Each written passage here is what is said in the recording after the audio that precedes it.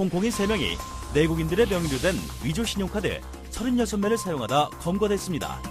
이들은 위조, 구매, 배송 역할을 철저히 분담한 후 약 사흘 동안 수천만 원어치의 명품을 사서 홍콩으로 반출했는데요. 이 사건 잠시 후에 공개됩니다. 최근 시내버스 폭발 사고가 계속해서 일어나고 있습니다. 하루 시내버스를 이용하는 서울 시민은 무려 500만 명. 이들이 보다 안전하고 편안하게 이용할 수 있도록 버스 폭발 사고 막을 수 있는 방법은 없을까요?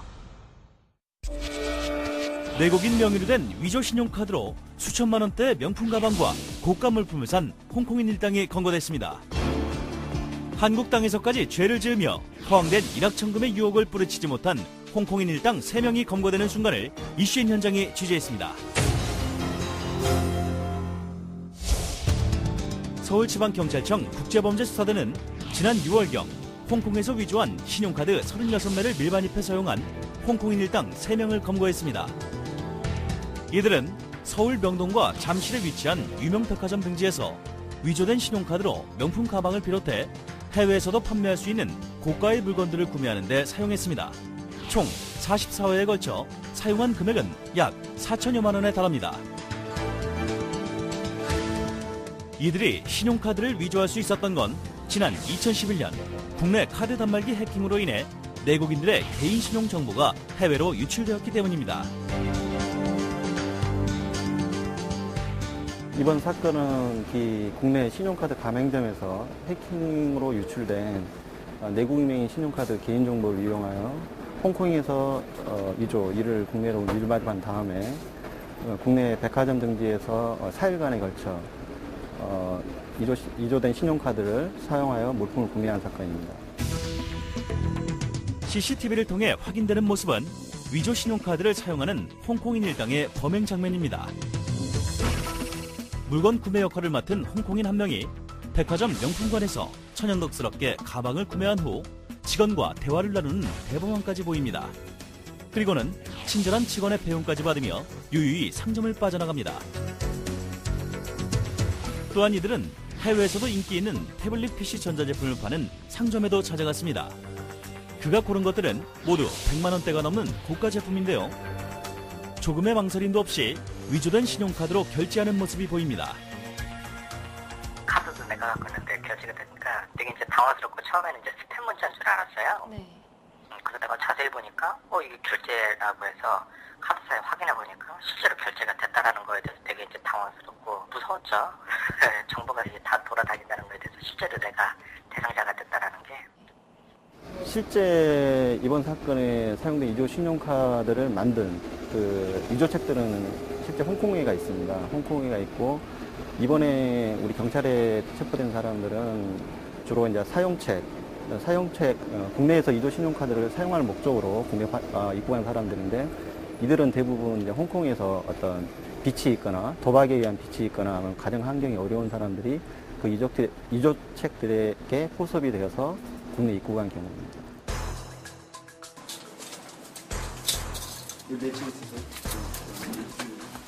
차에 태워. 차에 태우고 둘이 지켜. 결국 해외 신용카드로 결제했는데 국내사 신용카드로 결제가 된 걸 의심한 카드 가맹점 주인의 신고로 일당이 검거됐습니다.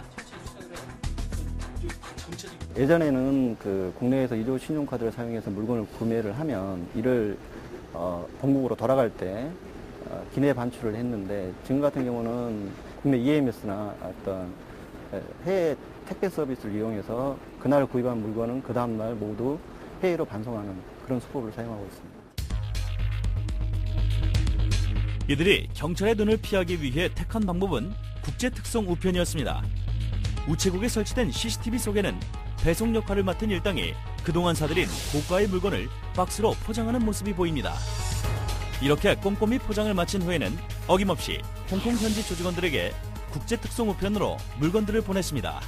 내국인 위조 신용카드를 만들어 사용한 홍콩인 3명에게는 사기죄와 신용카드 부정사용죄가 적용되었는데요. 이들이 범죄를 저지른 이유는 생활고와 도박비 때문이었습니다. 현금을 가지고 다니는 것보다 안심이 되고 편리해서 신용카드를 애용하는 사람들이 늘고 있는 추세입니다. 하지만 카드 단말기로 인해서 본인도 모르는 사이에 개인정보가 유출될 수 있기 때문에 이제는 신용카드 사용이 사람들의 불안한 마음만 낳게 했습니다.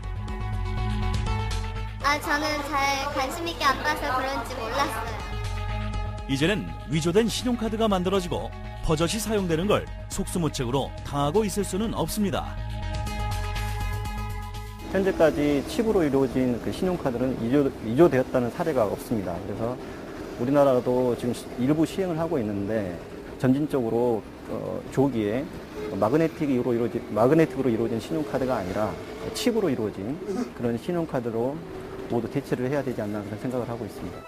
또다시 같은 피해가 발생하지 않도록 위조된 신용카드로 인한 범죄를 없애기 위해 절실한 대책이 필요합니다. 2012년 10월, 올해 10월이죠. 시행 예정으로 있는 신용카드 가맹점 표준 약관에 신용카드 정보 유출 방지를 위한 가맹점 준수사항을 신설하였으며 이에 따라 가맹점의 보안 준수 의무사항을 미행하여 그로 인해 카드사가 손실을 본 경우 카드사가 가맹점에 대해서 손해배상을 청구할 수 있도록 하였으며 이로 인해 가시적인 어떤 성과가 있을 것으로 기대됩니다. 이후 서울지방경찰청 국제범죄수사대는 국제특송우편으로 발송한 물건이 홍콩 대인사서함에 배송된 것을 확인했습니다. 앞으로도 신용카드 위조 조직의 뿌리를 뽑기 위해 인터폴 공조수사를 펼칠 예정인데요. 여러분들 또한 혹시 당할 수 있는 위조 신용카드 피해를 예방하기 위해 반드시 신용카드 사용알림 서비스를 신청해서 확인하시기 바랍니다.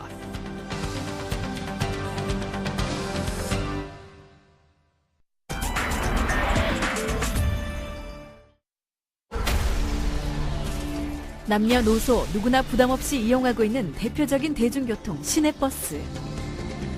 하지만 여기저기서 들려오는 버스 폭발 사고 소식은 시민들의 불안을 가중시키고 있는데요. 시민들의 안전과 믿음을 싣고 달려야 하는 시민의 발 시내버스에서 과연 어떤 일이 벌어지고 있는 걸까요?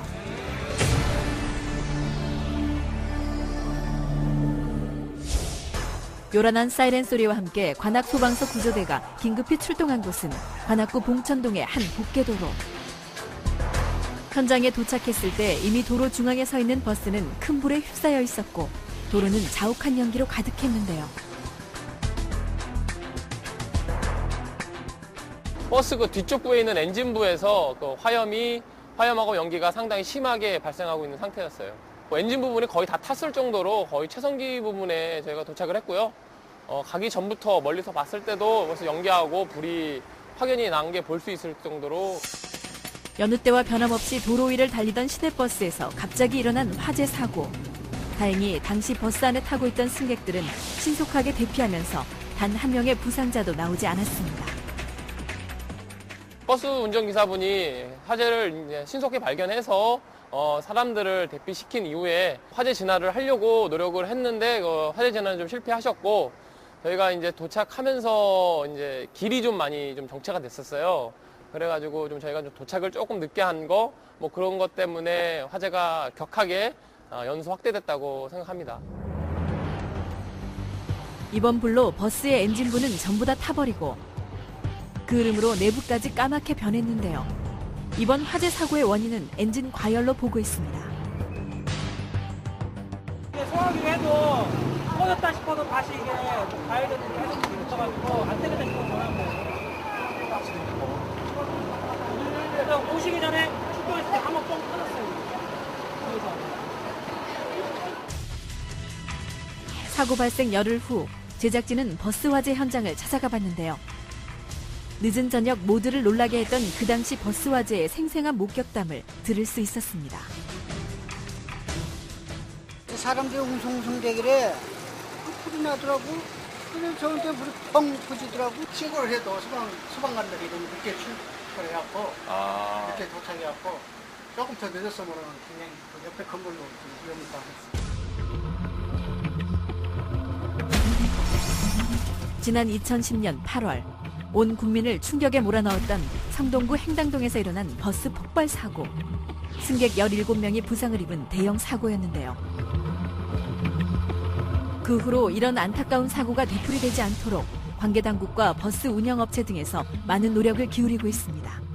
그럼에도 불구하고 버스 폭발 사고는 끊이질 않고 있는 게 현실인데요. 해당 버스 업체의 입장을 들어보기로 했습니다. 어머니, 얼마나 많이 내려오는지 서울 대중교통값 한번 물어보세요. 가스가 누출되지 않나 그거를 수시로 뭐라고 해요. 저희도 몰라요. 저희도 모르겠고. 지난달 중순에도 마포역 근처에서 버스 폭발 사고가 있었습니다. 도로 위를 달리던 시내버스가 커다란 굉음과 함께 타이어가 폭발해 승객들이 대피하는 소동이 벌어졌는데요. 사고 현장은 갑작스런 사고에 당황한 승객들과 폭발 소리에 놀란 시민들로 가득했습니다. 그 차 안에까지 터진 거예요, 지금 바닥이? 네, 그러니까 빵꾸가 나가지고 뒤에서 이제 그게 압력 때문에 올라오는 거예요. 제가 지금 앞에 비틀거리고 걸음을 못 보는 게 지금 이쪽이 그러니까 너무 놀라셨으니까. 귀가 안 들려요, 지금. 네. 급히 출동한 마포 119 구조대원들의 현장 조사가 이뤄지는 가운데 버스에 타고 있는 승객들은 가슴 철렁했던 폭발 순간 그 놀란 마음을 감추지 못하고 있는데요. 뭐가 터졌대? 뭐가 터졌는데 저기서 뻥하고 갑자기 빵 했어요. 아, 버스 안에서? 예, 뻥 하고는 뭐이 쏟아지더라고요. 저희는 앞에 앉았었는데 저 뒤에서 가서 뭐가 팍 터지면서 시꺼먼 게 그냥 뿌옇게 막 튀어가지고 뛰어나왔어요. 이 타이어가 빠꾸 같다는데 지금. 빠꾸라고? 승객은 몇 명이셨어요? 한 명 다쳐가지고 차에서. 저희도 성모병원 이송할 거예요. 한순간의 타이어 폭발로 도로 한가운데 멈춰선 시내버스와 현장 정리를 위한 구조대 차량 등으로 그 일대 도로는 이미 꽉 막혀버린 상태였습니다.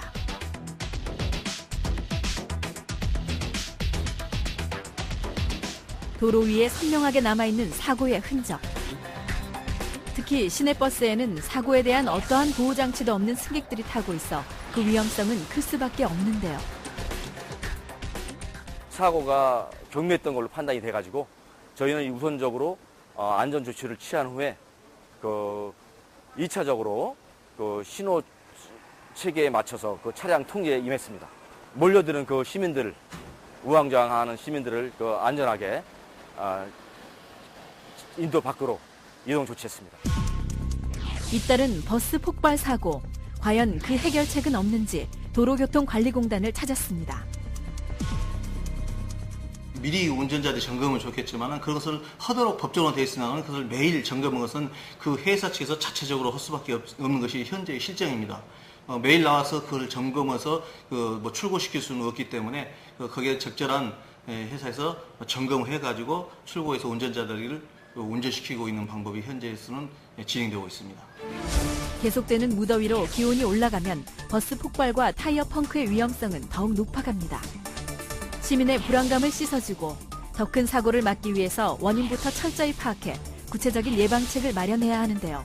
아무리 시내버스가 편리하다 해도 안전하지 못하면 시민의 발이 될 수 없다는 것 잊지 말아야겠습니다.